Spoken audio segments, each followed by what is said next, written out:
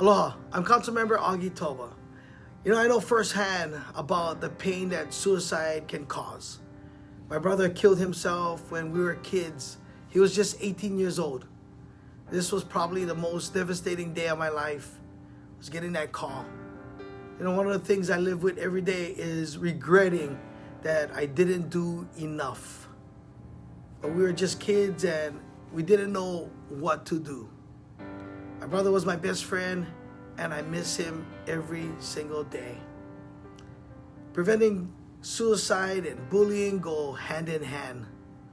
Today we're going to talk to Chad Starr, who lost his daughter, Sienna, to suicide. You may have seen him in the news when he walked 131 miles around Oahu to raise awareness of suicide with the words, "You are loved," on his backpack. So let's take a minute to listen to his family story, and let's learn what we might be able to do to prevent suicide in the future. So I originally from Oklahoma, moved here with my family. Been here for just over a year now. My daughter Sienna, she was 12 years old, and in 2009 we lost her to suicide.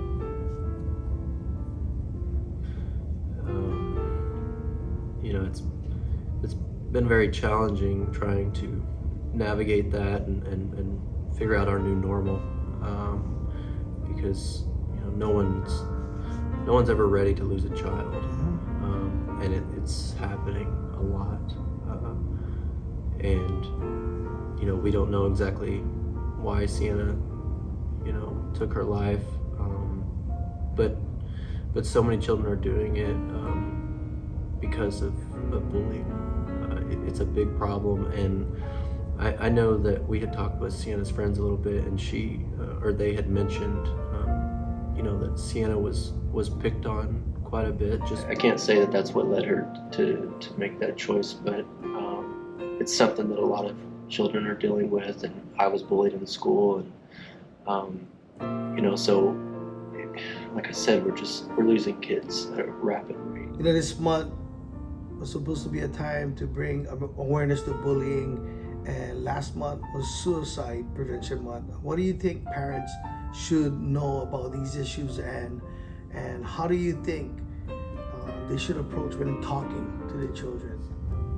Bullying's been around for a long time, but when I was younger, I would be bullied at school, then I came home and I was able to get away from it. But social media now has opened these doors, and kids can't escape it. And you can take social media away from a child, but then they're bullied because they're different, right? Because most kids have social media and have access to it, so then they're even bullied for that. And I think it's important that parents understand that our kids are having to go through a lot at school, especially with everything that happened with COVID, and they need to understand that this is a big problem, and we can't just sweep it under the rug. So, what message do you have for kids listening? In those moments of sadness, it's hard to think about tomorrow. It's hard to be able to tell yourself that things can get better, and they will. And it's not always about, these problems can go on for more than just a day or 2 days or a week even, and I think it's important to remember that things can get better, and try not to act on a feeling that you're having in this moment, and you're loved, and everyone would definitely be hurt if they weren't here.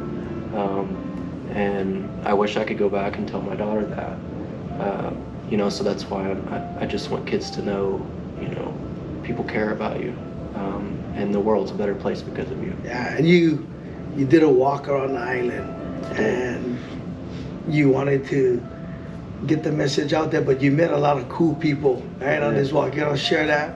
But being here and sharing her story and getting to meet so many amazing people every day, just stopping me wherever I was at, literally parking in the middle of the road, and getting out of their vehicles just to share their stories with me, and tell me that they appreciate what I was doing, just raising awareness. And my message was I just wanted parents to talk to their kids. And just, even if a child says I'm okay, just pry at them, just keep asking them, because kids are good at hiding their feelings. Yeah. And I think we need to have, as parents, we need to have that relationship with them, similar to what they have with their friends, because they'll tell their friends everything. And anytime I see anybody that's willing to share their heart in a cause because they're passionate about wanting to change and help, it's awesome. I kept it in for a long time.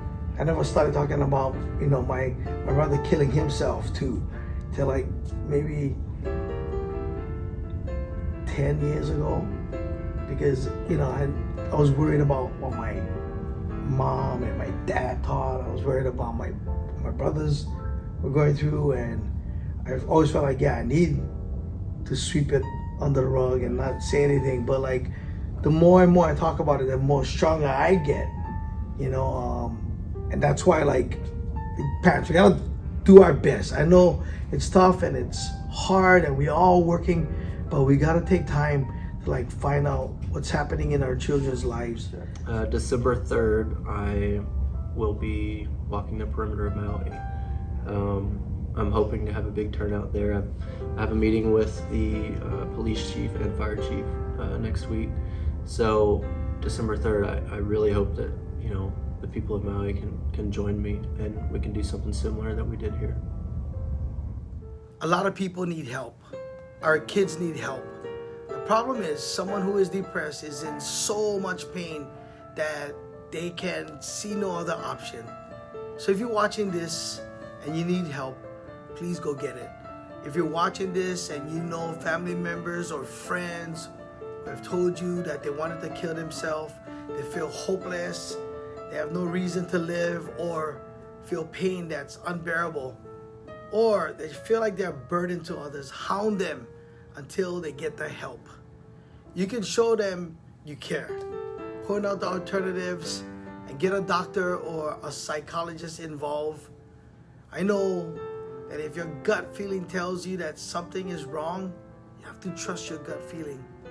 You have to make every effort to help, because if you don't, you don't want to live with that regret. You can make a difference.